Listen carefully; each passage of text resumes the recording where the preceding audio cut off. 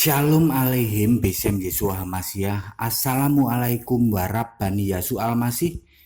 Salam sejahtera di dalam nama Tuhan Yesus Kristus. Bersama saya Pastor Henry Dianta STH. Kali ini akan membahas sebuah tema. Tema ini pasti menarik bagi yang di luar sana ya, sebab tema ini pasti demen banget pengen didengerin yang di luar sana. Begini temanya. Mengapa Yesus diisukan beristri? Ya, saya ulang ya. Mengapa Yesus diisukan beristri? Di luar sana Yesus itu diisukan punya istri loh. Minimal Maria Magdalena. Terus habis itu dia pergi ya toh. Pergi ke mana ya? Ke India katanya. Di sana punya istri lagi. Terus pergi ke Tibet, dia punya istri lagi. Jadi Yesus itu istrinya tidak cuma satu, yang jelas lebih dari satu. Itu diisukan begitu di luar sana. Tapi kita mesti menjawab ini dengan kebenaran Alkitab, apa yang tertulis di Alkitab ya. Kalau soal tafsir sih ya nggak usah didengerin lah ya. Itu kan menafsirkan doang ya.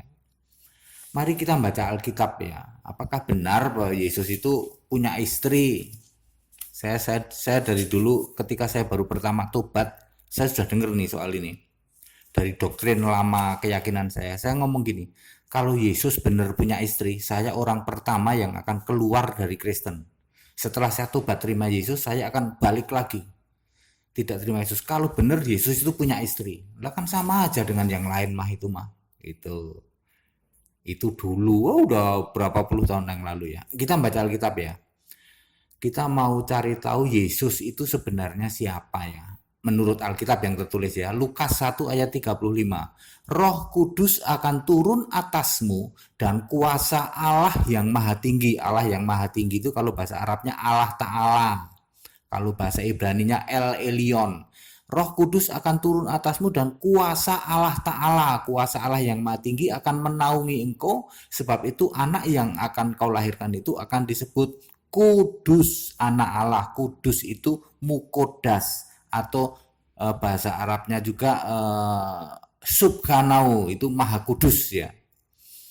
Suci kudus itu ya. Matius 1 ayat 20. Yusuf anak Daud, janganlah engkau takut mengambil Maria sebagai istrimu, sebab anak yang dikandung yang di dalam kandungannya adalah dari Roh Kudus. Yohanes 8 ayat 46. Siapakah di antaramu yang membuktikan bahwa aku berbuat dosa? Yesus ngomong gitu tuh. Ibrani 4 ayat 15. Sebab imam besar Yesus yang kita punya bukanlah imam besar yang tidak dapat turut merasakan kelemahan kita. Sebaliknya, sama dengan kita, ia telah dicobai hanya tidak berbuat dosa. 1 Yohanes 3 ayat 5 bagian akhir, di dalam dia tidak ada dosa.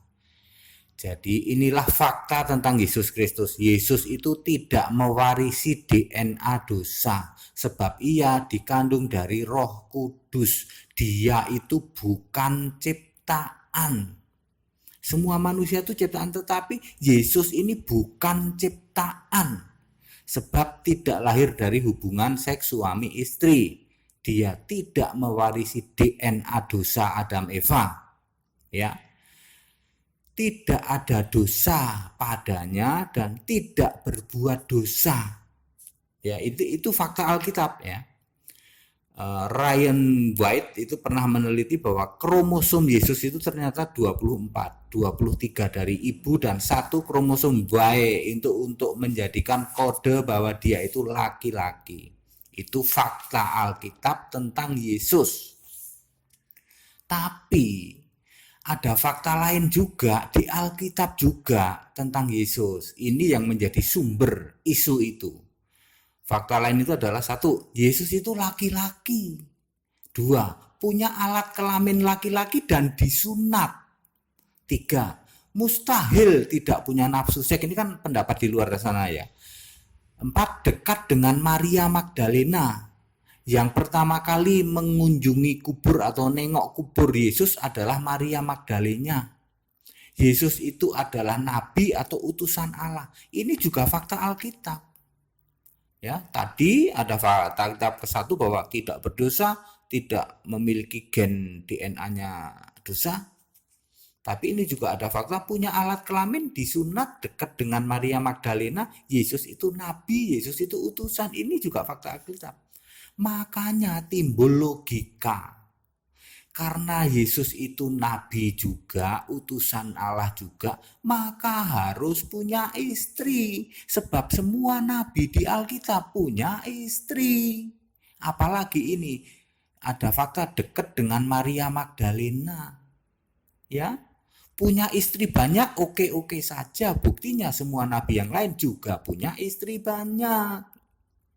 Maka Yesus diisukan punya istri setidaknya dengan Maria Magdalena. Gak mungkin tuh kalau bukan istrinya. Mosok pertama kali sudah nengok kubur Yesus. Kalau bukan istrinya, siapa lagi? Berarti Maria Magdalena itu istrinya. Dan ada fakta lain yang fakta di luar sana, ada film Da Vinci Code. Itu menceritakan Yesus kawin dengan Maria Magdalena di perkawinan di Kana itu. Ya itu biarin saja ya. Di samping itu saudara ada sudah ada kan di Alkitab sendiri menulis penyesatan, ada penyesatan di Alkitab Yesus nggak bangkit ya. Yesus nggak bangkit ya, kalau nggak bangkit ya otomatis mati ya kan. Bilang aja mayatnya dicuri gitu kan. Terus ada lagi teori konspirasi yang lain juga, yang disalib bukan Yesus tapi yang mirip atau disamarkan. Makanya ini menimbulkan isu Yesusnya lari ke India. Minimal tadi kawin sama Maria Magdalena, terus disalibnya itu cuman diserupakan, dia lari ke India, kawin lagi deh sama orang India, punya anak punya istri. Habis itu ke Tibet, kawin lagi sama orang Tibet, punya anak punya istri. Isunya begitu karena Yesus itu nabi, Yesus itu utusan, maka ya nggak apa-apa punya istri. Istrinya banyak, oke-oke saja. Buktinya semua nabi Alkitab juga punya istri, lebih dari satu malah. Tetapi faktanya adalah Yesus mati disalib, dikubur, faktanya Yesus bangkit. Yesus naik ke surga sebagai Allah, menjabat sebagai Tuhan dan Kristus. Jadi isu bahwa Yesus kawin sama Maria Magdalena kagak ada, saudara. Alkitab menjawab itu, tidak ada Yesus lari ke India, kawin lagi sama orang India, nggak ada. Ya, 40 hari setelah kebangkitannya, Yesus itu naik ke surga. 17 kali menampakkan diri kepada murid-muridnya dan kepada orang lain juga.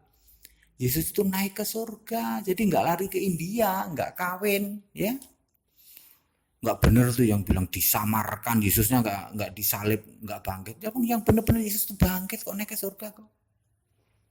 Paulus saja tobat gara-gara penampakan Yesus kan. Termasuk yang ngomong nih, termasuk saya juga tobat karena ada panggilan, suara panggilan dari Yesus. Ya, jadi tidak benar ya bahwa Yesus itu menikah, Yesus punya istri, sama sekali tidak benar. Itu kan anggapan logika, karena Yesus itu laki-laki disunat, mana ada laki-laki nggak punya nafsu seks. Tuh deket tuh sama Maria Magdalena, pasti deh itu bininya. Nah gitu ya. Salah saudara ya, Yesus tidak pernah punya istri, Yesus juga tidak punya nafsu seks, karena kromosomnya cuman 24 ya. Yesus datang ke dunia bukan untuk cari bini, apalagi mau untuk poligami, enggak. Yesus datang ke dunia, Allah datang ke dunia untuk sebuah karya penebusan manusia berdosa, ya kita-kita ini. Bukan menebus dosa manusia, tapi menebus manusia berdosa ya saya ini, ya Anda juga. Gitu loh. Baik, jadi terjawab sudah, tidak benar bahwa Yesus itu punya istri. Ya kalau diisukan ya itu tadi alasannya ya. Pesan-pesan toleransi saya ulang-ulang, kita Indonesia, kita Pancasila, toleransi harus, keberagaman wajib disyukuri, bersahabat dengan beda iman itu bisa. Kalau toh dalam kehidupan sehari-hari kita menghadapi kenyataan, loh kok keimanan kita tidak sama, ya nggak apa-apa, toh kita bisa hidup bersama-sama. Ayo saling menghargai, saling menghormati, jangan hujat, jangan caci maki. Kiranya bermanfaat. Shalom aleihim, besem Yesua Mashiach. Amin.